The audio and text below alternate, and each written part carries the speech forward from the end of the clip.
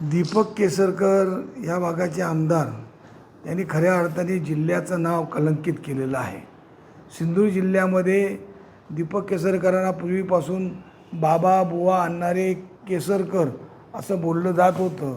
जे गडिंग्लजचे बाबा 90च्या निवडणुकीपासून चालू होतं ते प्रत्येक निवडणुकीत आल्यानंतर प्रत्येक उमेदवाराला अत्तर लावायला देत होते, ते दीपक केसरकरांचे बाबा होते। आणि त्या बाबांमुळे दीपक केसरकर निवडणूक जिंकत होता अशी तिकडच्या त्यावेळेच्या निवडून आलेल्या नगरसेवक, जिल्हा परिषद सदस्य, पंचायत समिती सदस्य यांचं म्हणणं होतं। पण दीपक केसरकर तिथेच थांबले नाही। आज जे संपूर्ण महाराष्ट्रामध्ये अगदी विकृत असलेले जे अशोक खरात यांच्या बाबतीत जे आता एक एक व्हिडिओ येत आहेत किंवा एक एक ज्या प्रकरणं बाहेर येत आहेत, त्या अशोक खरातला खऱ्या अर्थाने दीपक केसरकरांचा पाठिंबा होता। त्या दीपक केसरकरांच्या पाठिंब्यामुळे त्यांनी शालांत ID त्याच्या भावाला दिला। जे आमचे शिवसेनेचे नेते संजय राऊत जे बोलले होते की दीपक केसरकरांचं शिक्षण खातं हे अशोक खरात चालवत होते, हे याच्यावरून दिसतं। कारण दीपक केसरकरांनी सिंधुदुर्ग जिल्ह्यातल्या एकही D.Ed. B.Edच्या आमच्या जिल्ह्यातील शिक्षकांना शालांत ID देण्याचा कधी प्रयत्न केला नाही। त्यामुळे दीपक केसरकर यामध्ये अजून किती गुंतलेले आहेत। आज त्या देवस्थानाला 3 कोटीचा रस्ता दिला, त्या देवस्थानाला 3 कोटीचा रस्ता देऊन शिर्डीचा भक्त म्हणून जाता त्या महाराजाकडे जात होते आणि महाराजाकडे जाऊन नको ते अघोरी कृत्य करत होते। हे कृत्य खऱ्या अर्थाने सत्तेतल्याच काही लोकांना कळल्यामुळे हे कृत्य बाहेर आलेलं आहे। त्यामुळे त्या असलेल्या आता एक बाहेर येत आहेत, कोणावर काट मारलेली होती किंवा काय केलं होतं त्याबाबत दीपक केसरकरांचे त्याचा संबंध जोडला जातो। म्हणून जो आज तालुक्यांनी जो मोर्चा काढला होता तो दीपक केसरकरांचा राजीनामा मागण्यासाठी, दीपक केसरकरांचा राजीनामा घेतलाच पाहिजे। आज दीपक केसरकरांना शिंदेनी पण त्यांची जागा दाखवलेली आहे। शिंदेनी अनेक आमदारांना संपर्क प्रमुख अन्य पदं दिलीत, पण दीपक केसरकरांना दुर्लक्षित केलं आहे। कारण जसं शिवसेनेत असताना मंत्रिपद घेतलं आणि नंतर दुसरीकडे गेले, तसं शिंदेकडे पण गेल्यानंतर बोलका पोपट बोलतो तसा बोलले आणि मंत्रिपद मिळवलं। पण शिंदे नाही कळलं त्या मंत्रिपदाचा खरा न्याय दीपक केसरकर देऊ शकले नाहीत। सिंधुदुर्ग जिल्ह्यातल्या D.Ed. B.Ed बेरोजगारांना पण त्याचा दीपक केसरकर न्याय मिळाला नाही। या विरोधात जो मोर्चा काढला होता त्या मोर्चाचा पाठिंबा आमच्या सर्वांचा आहे। आणि जर कोण म्हणत असतील की मोर्चा शिवसेना अशा पद्धतीने कोणाच्या पैशानी किंवा कोणाच्या आर्थिक व्यवहारांनी मोर्चा काढणारी शिवसेना नाही आहे। शिवसेनेत जे बोलणारे जे आहेत ते यापूर्वी मोर्चा काढत होते, यापूर्वी विरोधकाचे आंदोलन घेत होते, ते कोणाच्या पैशावर घेत होते। आज मी जर असा आरोप करत असाल, प्रत्येक पक्ष आहे, शिवसेना हा तळागाळातील पक्ष आहे। आणि जे आज बाळासाहेब अनेक वेळा सांगत होते, जे भोंदूगिरी करणारे, आज सरकारने अंधश्रद्धा निर्मूलन हा कायदा काढला आणि त्या कायद्याचा भंग करणारे मंत्री आणि त्या कायद्याचा भंग करणारे ह्या भागाचे आमदार, खऱ्या अर्थाने त्याच्यावर गुन्हा दाखल होणे गरजेचं आहे। त्यांना त्या केसमध्ये जसं चाकणकरांना घेतलं आहे तसं ह्यांना पण सहआरोपी केलं पाहिजे।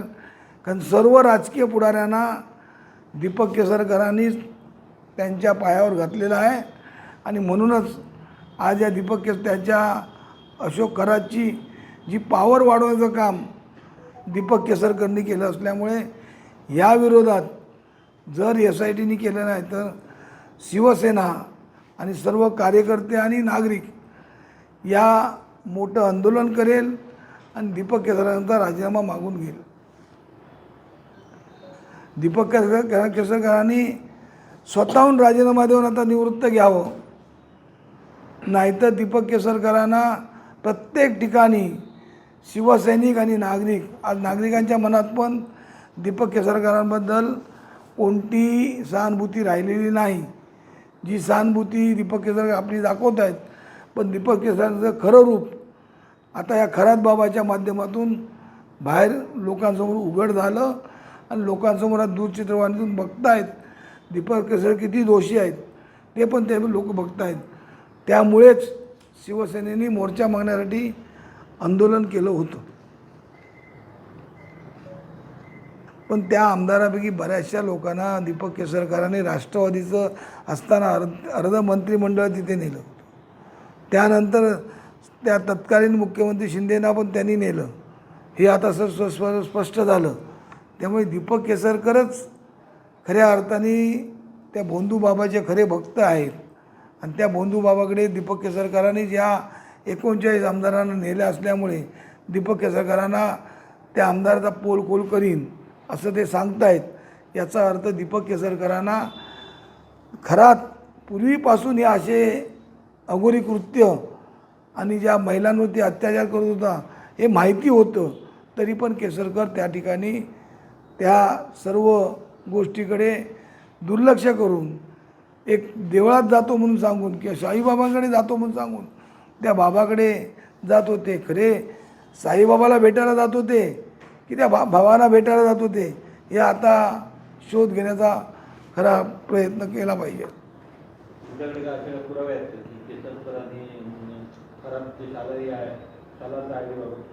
आता वृत्त दूरचित्रवाणीवरती शालांत ID त्यांनी त्या भावाला दिले. भावाला दिल्यानंतर तिकडे जे आंदोलन झाल्यानंतर त्या संस्थेतल्या लोकांना पण शालांत ID दिली. एवढं नाशिक जिल्ह्यावरती प्रेम का? केसरकरांचं एवढ्या नाशिक जिल्ह्यावरतीच प्रेम का? का स्वतःच्या जिल्ह्यातल्या सिंधुदुर्ग जिल्ह्यातल्या लोकांवरती जे BEd DEd एवढी आंदोलनं केली त्यांच्यावरती प्रेम का दाखवलं नाही? त्यामुळेच खऱ्या अर्थाने दीपक केसरकरांचं शिक्षण खातं हे अशोक खरातच चालवत होते. त्यामुळे त्यांच्या बदल्या सर्व अशोक खरातच्याच माध्यमातून होत होते.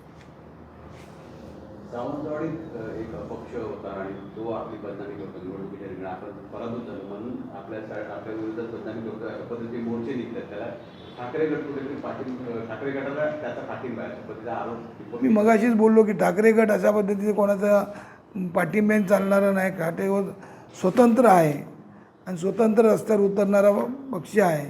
वेळ पडल्यास दीपक केसरकरांना ह्या जिल्ह्यात फिरू न देण्याची पण ताकद शिवसेनेमध्ये आहे. ती शिवसेना दाखवून देईल.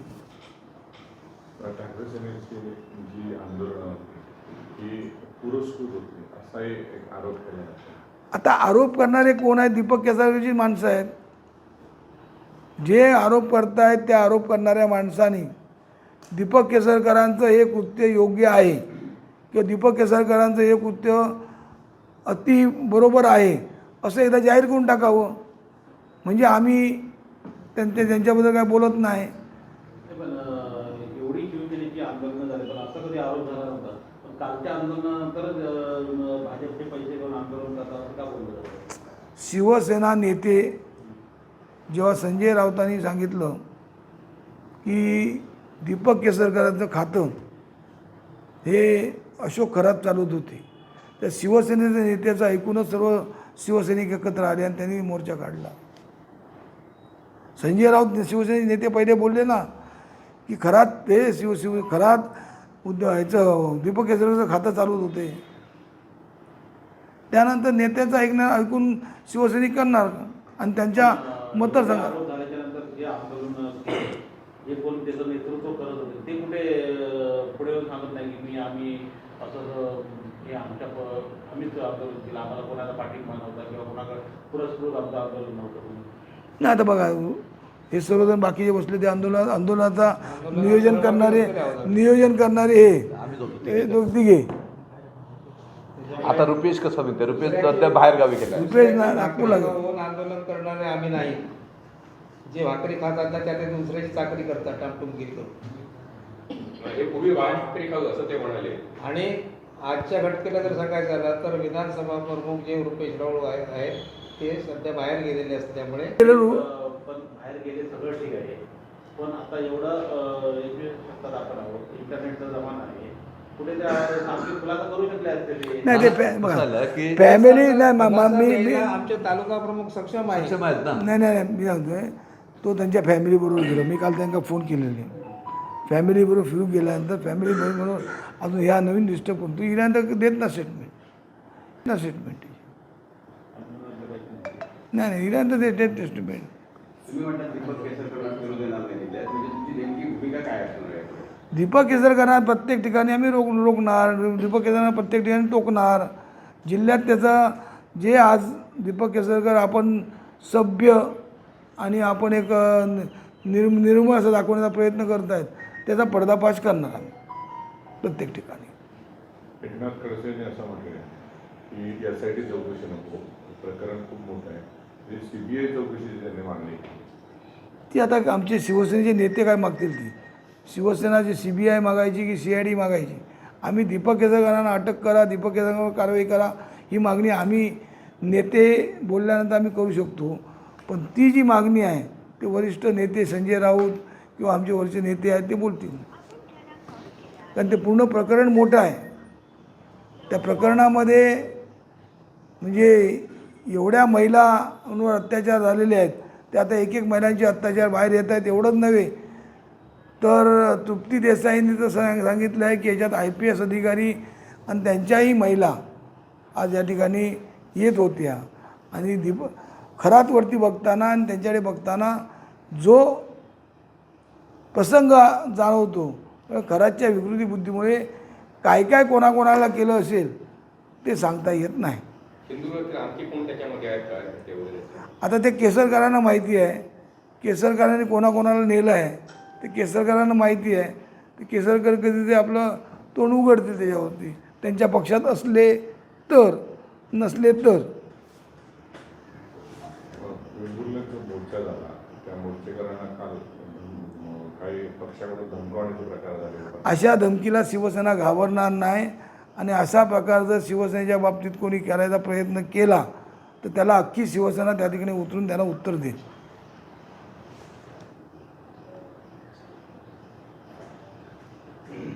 चहा सांगते.